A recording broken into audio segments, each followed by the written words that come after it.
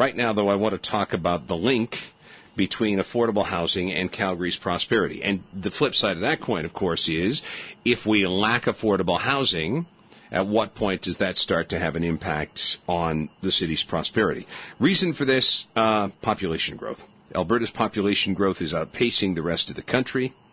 Between April and June of this year, in just 3 months, Alberta's population increased by 35,000. Our population now is 4.1 million province-wide. The increase is 2.5 times that of any place else in the country. And, of course, an awful lot of those migrants, many of whom are immigrants from other countries, the rest are migrants from other parts of this country, come here to Calgary, where there is a crisis for affordable housing, according to Diana Cresci, CEO of the Calgary Homeless Foundation. With us now, Fariborz Birjandian, Executive Director of the Calgary Catholic Immigration Society. Fariborz, welcome to the program. Good afternoon, Dave. How are you today? I'm very good, thank you. Excellent. So between April and June, Alberta settled 12,708 immigrants, according to data released by Alberta Treasury Board and Finance. That's a good chunk of about a third of the 35,000 people who moved here in that 3-month period. Are they finding places to live? Actually, it's becoming increasingly more difficult, as you just mentioned, because of the numbers are increasing. I mean, we always had relatively a challenge for people to secure affordable housing in Calgary particularly. And things are getting worse, actually. It's not getting better because we have not built that many of the affordable housing, as we all know. And the pocket of affordable housing we had in the past in the city of Calgary has now becoming quite the affluent area. I mean, one example is the Bonus and Montgomery area that we used to have a pocket of affordable housing with building, obviously, institution like Children's Hospital. That area is also becoming unaffordable to many lower income people. Okay. So the challenge is actually been quite increasing in the past, I would say, 5 years. Are there no vacancy. Are there any neighborhoods that can be described as affordable? I would think maybe not anymore. I think probably northeast Calgary could be more affordable because of, again, the area, and the southeast Calgary, especially in the southeast, not far southeast, but middle of the city, southeast. But again, even in those areas, it's becoming even out of reach for a certain group of people with lower income. Okay, so what happens if you are an immigrant to Canada, your destination of choice is Calgary, and you land here and discover that you're having trouble finding a place to live? I think going back, as you know, about maybe 10 years ago, there was a challenge for cities like Calgary and province of Alberta to attract immigrants. I think there's been a lot of good work has been done. And I think the Alberta story is a success story because we went from 6% of total immigration coming to Alberta. Now we're enjoying about 12 to 14% of them. And that of the total immigration that are coming to Alberta. And most of those would come to Calgary, right? About 60%, 65% they come to Calgary. But obviously they are, again, because of it depends on the criteria people come. Regular immigrants, they are mostly still attracted to Edmonton and Calgary. Many of temporary farm workers going to the rural Alberta, which is good news for rural Alberta. But obviously it has been a success story because I remember 10 years ago, Alberta and provinces in the east, they were actually developing a strategy to increase the number of immigrants coming. So Alberta has made it. Now we are facing the challenge with the housing. Now, there are housing available in Calgary, but it's very expensive. So we all understand settling in Calgary is becoming increasingly more expensive. If one-bedroom apartment, you have to pay about $1,300 for one-bedroom apartment. And just imagine a family of two or three that you come into Calgary, you have to really cover all your costs and you don't have a job. People come with some saving, but that saving, quickly dries out, and then they become quite desperate. It impacts their settlement. It impacts actually create a lot of anxiety for family. That's something that we deal with on a daily basis. So for us as a city, that obviously attracting people is a beautiful place to be, and also job market is amazingly good. we have to do something about it. I know building those beautiful condominiums is not solving the problem for people that don't have the means to either purchase their apartment or rent those apartments. Mm-hmm. Because rents in those beautiful condominiums, as you describe them, are even higher. Very expensive, very expensive. I mean, downtown Calgary, you can easily pay $2,500 for a two-bedroom apartment. Mm-hmm. And as I said, we have done some research. People come into city of Calgary with family of 3 or 4 in the next 5 months or 6 months that they have to really cover the cost from resources that they bring in. It costs them about $40,000 to $50,000, mm-hmm. and that is huge amount of money for people coming from countries like Philippines, India, Iran, the top 10 countries that we attract immigrants from. Yeah. How many of those immigrants typically already have a job lined up, or at least one job in the family lined up when they get here, as opposed to getting here and having to get settled and find work? I would say for regular immigrant would be very low, actually, maybe in the neighborhood of 10% that may come here and secure employment within the first month. Mm-hmm. The rest, they do that. They gain in the process that within the 3 months they secure some kind of jobs. Mm-hmm. But it definitely takes about at least 6 months for them, for majority of them, to secure a job that actually pays well and is related to what they've been trained for. Mm-hmm. And how many of the immigrants to Calgary have community or family connections when they get here, as opposed to, arriving here with their own immediate family members and nobody else that they know in the entire city?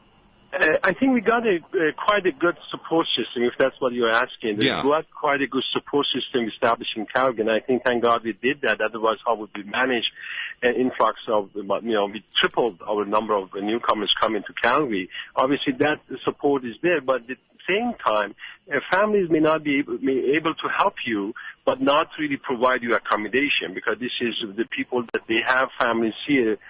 From some of the emerging community, they are also newcomers themselves. So mm-hmm.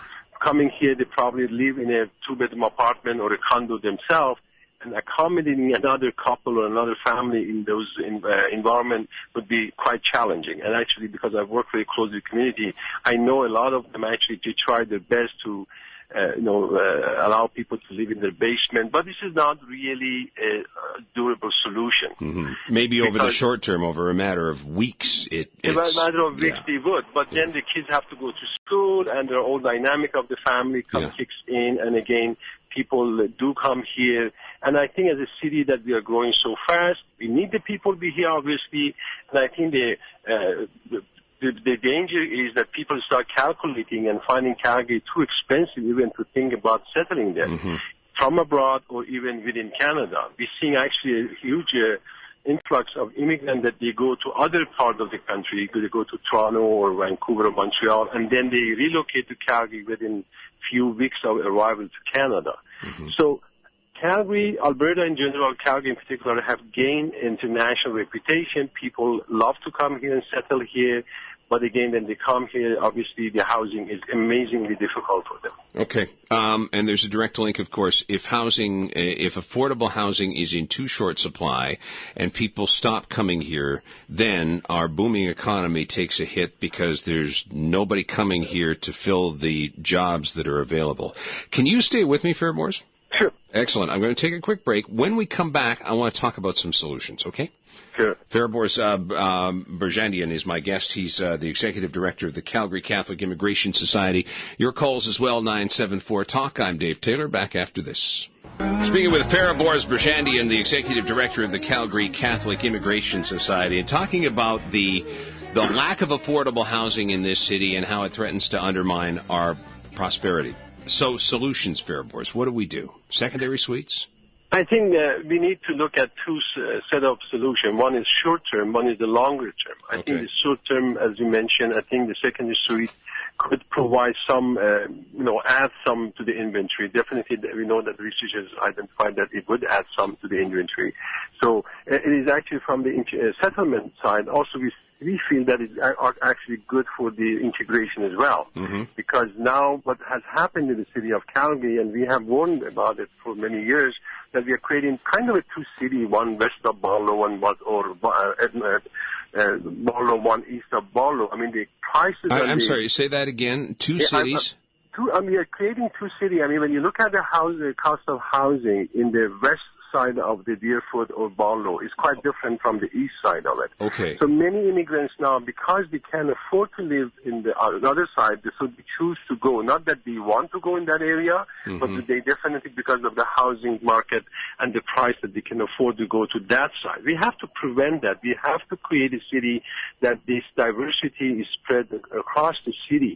Otherwise, we're creating ghettos, aren't we? We are creating ghettos, and I think it is happening in other cities, even in Canada, obviously in a worse situation in some countries, some cities in Europe. But definitely we are in a position to not to allow that to happen to our city. For Second Street is one short-term solution. The other, I mean, I can't think of any other short-term solution, but that could be something that could add to the inventory. But we really have to look at identifying some other solution that people could obtain and purchase houses that are affordable. Either, I think we have to expand it. There are some good initiatives like attainable housing that I know there has been some partnership with the city of Calgary and some developer, and they have solved, some of the problem, but still there are very small numbers when you look at it. When you look at the attainable housing, that I think it is a way to go, or co-op housing, some of those ideas, because as prices are increasing, it's going to become impossible for certain level of income even to think of owning a house. And that is not a good thing for the city of Calgary. Okay, so there has to be the promise of home ownership for new arrivals. Yes. Exactly. For newcomers, immigrants, actually buying a house is part of the whole goal of success. I mean, if you can purchase a house in a 5-10 years time period, they feel that they have failed. Because a lot of people actually come into Canada from other countries, they already had a home. So they have that as a part of the culture, as part of the tradition to own their home rather than to rent. So when they come here and they feel that, in 5 years, doesn't matter how hard they try, they cannot purchase a house, that actually impacts the entire integration and sense of belonging in the community. Okay. The possibility of living some distance out of town and commuting into work every day, is that realistic for new arrivals? Again, it is happening. Obviously, we know that people are moving to bedroom communities around Calgary. And actually, I know even people are moving to places like Didsbury, which is about 80 kilometers, which has still affordable housing. But again, we are talking about for people that are better established in the city, they've been here for some time, those are possibilities.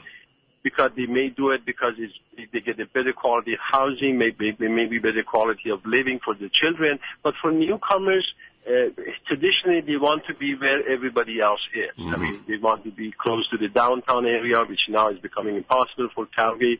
But definitely moving to the bedroom communities around Calgary for the newcomers is not going to be an option. Okay, let me take a couple of phone calls, if you will, please, Fariborz. Let's go to Troy at 974 Talk. Troy?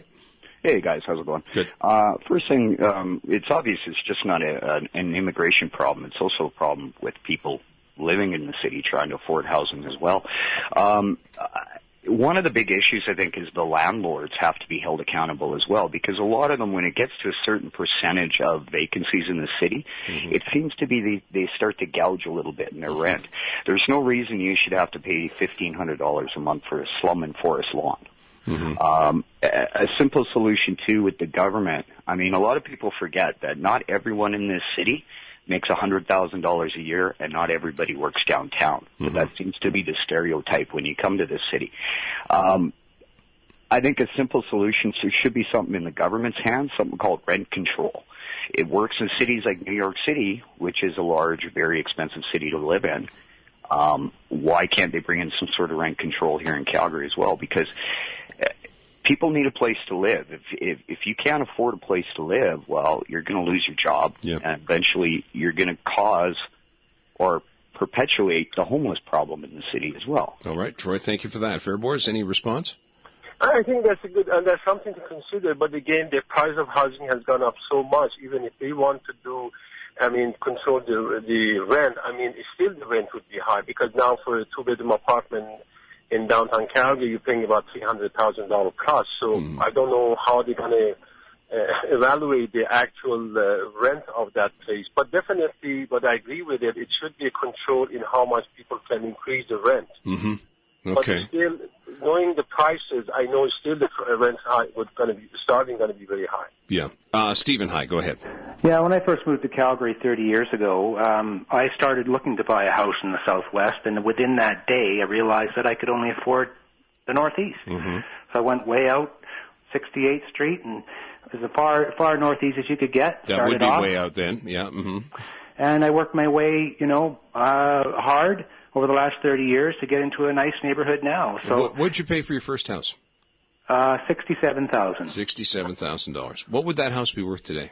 Oh, probably $220,000, $230,000. Mm-hmm. But my point is that I don't. Yeah, it's not fun to have to move to, an undesirable neighborhood. I'm not going to even say it was undesirable. It was affordable. No, but here's my point, Stephen. The price of that house that was your starter house has gone up 4 times in the last 30 years. So it's 4 times as expensive for a newcomer to come into Calgary, whether from, the Philippines or Philadelphia, right? And buy that house today.